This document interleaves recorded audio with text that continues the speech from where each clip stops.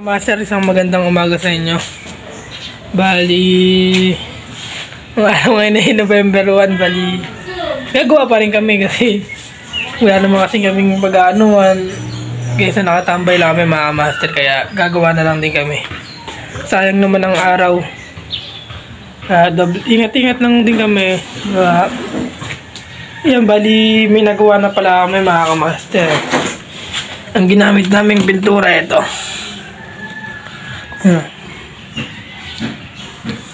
Pangbakal mga master.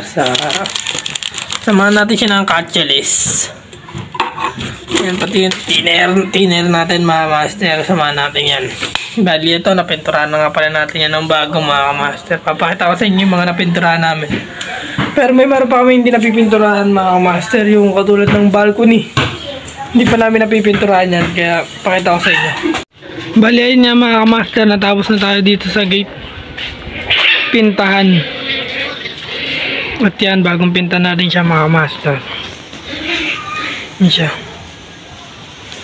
Bagay na bagay sa kabuuang bahay mga master. Itong ginawa nating kulay. Siya. Napakaganda.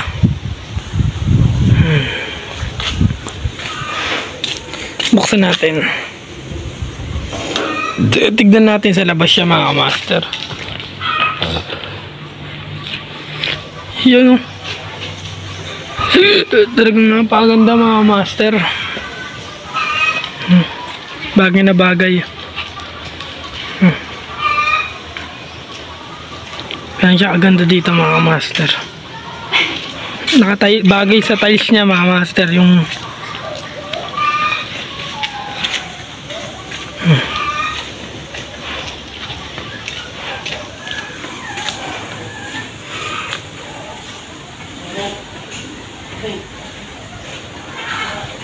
sulit.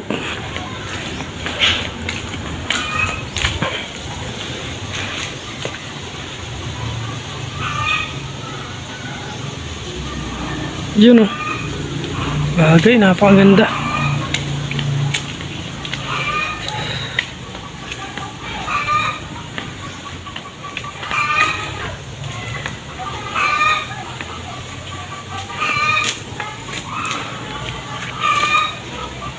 At yan mga master, kung makikita nyo, bali pininturahan nila yung gutter, kaya pipinturahan din natin siya mga master. Gawa ang pangit, hindi babagi sa ating pintura sa bakod. Dati na siya may pinturang mga master yung gutter, dapat kasi hindi pinipinturahan yung gutter kaso pininturahan nila. Yan, kaya pipinturahan na rin natin ng katulad sa poste para hindi masyadong mahalay, di ba? At ito ang problema ko mga master. Tinesting ko siya, dukutin niya kagabon kaso hindi ko kinaya at ganun nangyari. Sobrang taas niya kasi. Hanggang doon pa sa dulo mga master. Kaya gagawa ko muna to ng paraan para mapinturahan namin ito matapos. Yan na lang naman eh. Kaya samahan nyo na mga master. At dyan mga master, nagpipintura na nga pala kami ni Renz ng mga bakal mga master. Pati yung grills na ginawa natin mga master na harang sa balcony natin, pipinturahan na rin natin siya ng gray. Pati yung bubong ng mga tubular mga master, pinturahan na natin siya ng primer gray mga master. Kaya ta-timelapse na natin to para mabilis mga master. Let's go!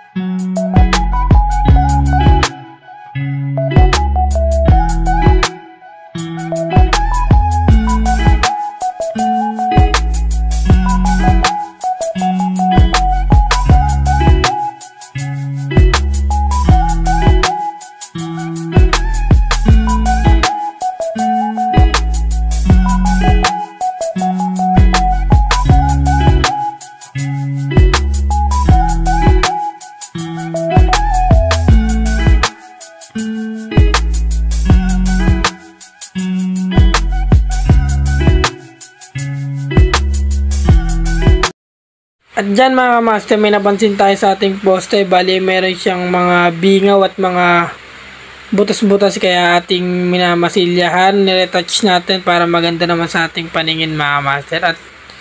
At hindi manghihinayang yung nagpagawa sa atin mga kamaster. Napakaganda niya pag hindi tayo nasisira sa ating mga ginagawa mga kamaster. Lagi natin tatandaan na maging maayos tayo sa ating mga pinaggagawa mga kamaster.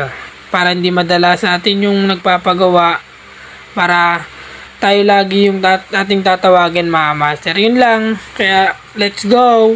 Tapos na namin dyan pinturahan mga master lahat ng bakal. Bali ito na lang pipinturahan namin yung poste. Bali yun na lang mga master. Bali tapos na kami.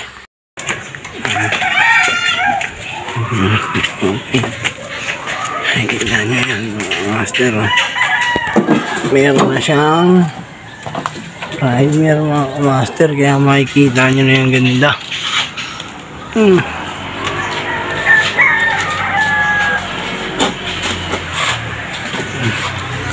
Ito yung pinamasilyan nga sa amin yan dahil bukaw-bukaw, parang ipin lang nung nagkabit, bungal. Master Goteng, sino ba nagkabit niyan? Bakit bungal?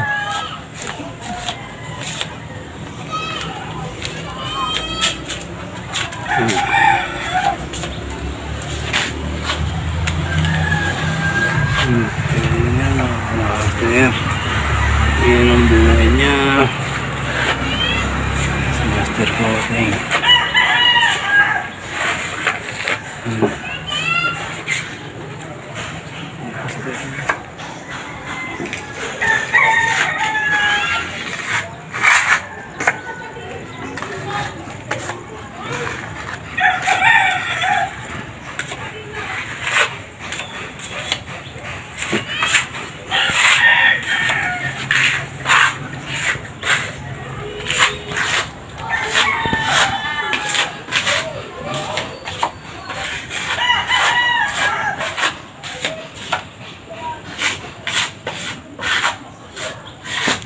Mga kamaster, bali tapos na tayo magpintura ng gate pati ng ating balcony. Bali dito ko natatapusin ang aking video mga kamaster. Don't forget to subscribe, to like, and to share mga kamaster. Kung gusto nyo po lagi kayong updated sa aking mga video, click nyo lang po yung notification bell mga kamaster. Lagi po natin supportan si Dad Soblak, si Kopar, si Kuya Wancho, saka si Tita PB Love, at pati ang Team Lintik. Kayun lang mga kamaster. God bless.